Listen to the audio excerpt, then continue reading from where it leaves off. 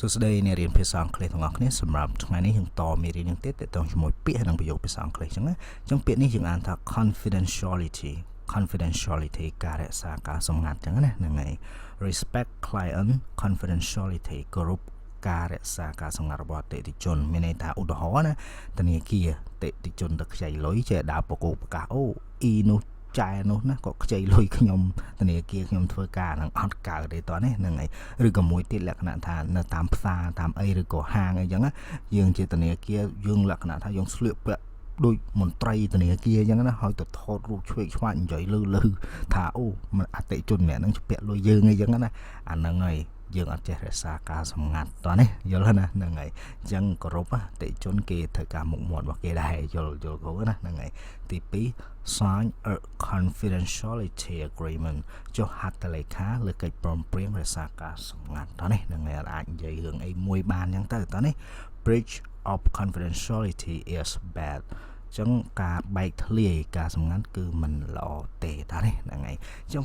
ប៉ុណ្្នឹងឯងហើយចង់រៀនភាសាអង់គ្លេសជាមួយគ្រូតាមអនឡាញជួយកម្មវឹកមករៀនឲ្យចេះតំណតាម Telegram @English with Campbell និងគេ account Telegram មួយនេះឲ្យតំណសួរព័ត៌មានទៅហើយកុំសិស្សលោកគ្រូមានច្រើនប្រភេទមិនថាអ្នកធ្វើការអ្នករកស៊ីមន្ត្រីរាជការណាសិស្សក្រុមទី12ក្រុមទី9ប៉ុន្តែត្រឹមទី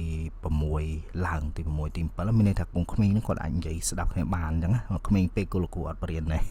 តោះនេះដោយសាររៀនអត់ចេះញ៉ៃពេកអញ្ចឹងណាហ្នឹងហើយតោះណាហ្នឹងហើយហើយមួយទៀតសម្រាប់និស្សិតណាហ្នឹងហើយអ្នកចង់រស់នៅស្រុកក្រៅអ្នកចង់ដើរលេងអីចឹងទៅណាហ្នឹងហើយនិយាយទៅគ្រប់តម្រូវការតែម្ដង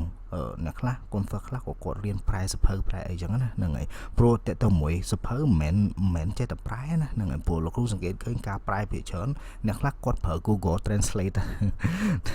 អានដល់ពេលខ្លះសភៅដើមគេល្អទេប៉ុន្តែដល់ពេលអានទៅវ៉ែវល់ពេញហ្នឹងតោះនេះដោយសារអីដោយសារពាក្យខ្មែរ